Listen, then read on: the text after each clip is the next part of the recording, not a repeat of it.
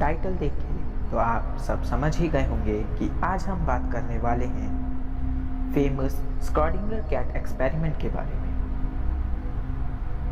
Physicist के हिसाब से हमने नेचर की स्टडी को 3 पार्ट में बांट दिया है। पहली क्लासिकल फिजिक्स, जिसका मोस्ट पार्ट न्यूटोनियन मैकेनिक्स है। दूसरा है मॉडर्न फिजिक्स और तीसरी है क्वांटम मैकेनिक्स और the matrix mechanics. Quantum mechanics हमें एक ऐसी दुनिया के बारे में बताता है जो हमारे सोच के परे है, जहां हम माइक्रोवर्ल्ड में नॉर्मली क्लासिकल फिजिक्स का यूज़ करते हैं।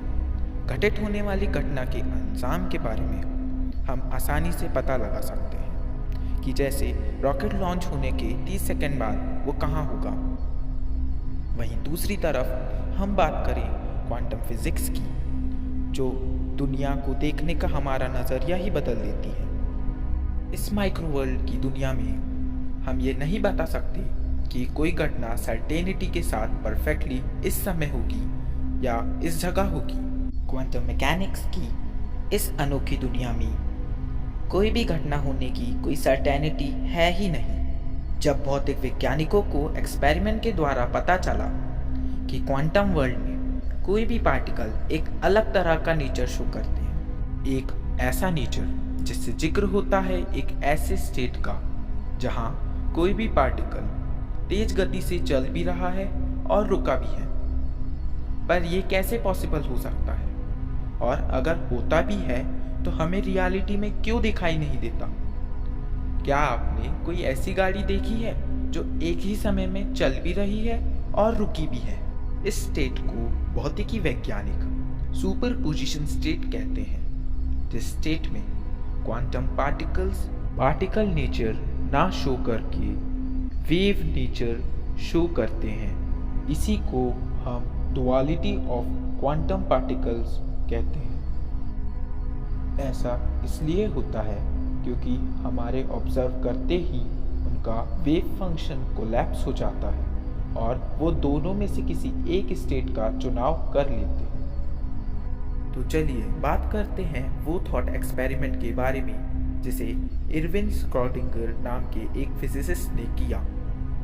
जब उन्होंने इस सुपरपोजिशन स्टेट के बारे में सुना तो उनको ये बात हजम नहीं हुई और उन्होंने इसे डिसअप्रूव करने के लिए एक थॉट एक्सपेरिमेंट किया, जिसे हम the problem of Copenhagen interpretation के नाम से भी जानते हैं। तो इस हाइपोथेटिकल एक्सपेरिमेंट में होता कुछ ऐसा है कि एक कैट को एक ऐसे बॉक्स में बंद कर दिया जाता है जहां लगातार रेडियो एक्टिव सब्सटेंस डीके हो रहा है।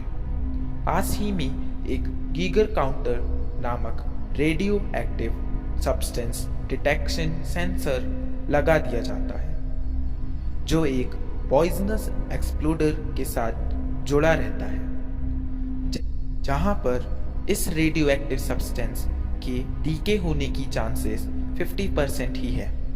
जैसे ही रेडियो एक्टिव सब्सटेंस डीके होना स्टार्ट हो जाएगा तो एक्सप्लोडर पॉइजनस गैस रिलीज करेगा, जिससे कैट मर जाएगी।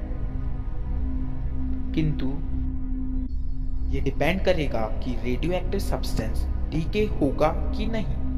बॉक्स जब बंद रहेगा तो कैट के मरने और जीने के 50-50% चांसेस रहेंगे।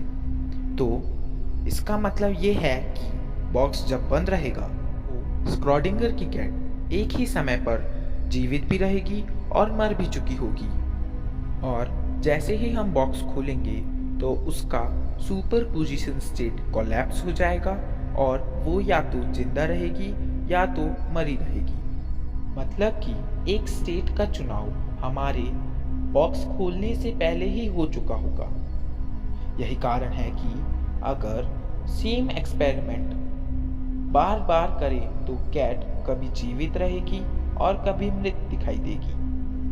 हमारी सोच के हिसाब से बॉक्स खोलने के पहले या तो कैट मर चुकी होगी या तो जीवित होगी, पर दोनों स्टेट में एक साथ तो हो ही नहीं सकती। किंतु एक्सपेरिमेंट ने ये प्रूव किया है जो क्वांटम पार्टिकल्स हैं वो दोनों ही स्टेट में एग्जिस्ट करते हैं। हम उन्हें ऑब्जर्व करें या फिर ना करें। और यही बात हमारी सोच के परे है।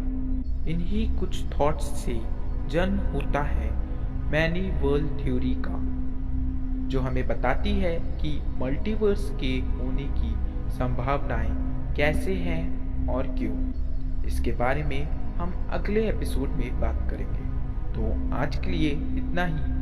अगले एपिसोड में मिलेंगे, जहां हम इन्हीं थ्योरीज से रिलेटेड और भी बातें करेंगे।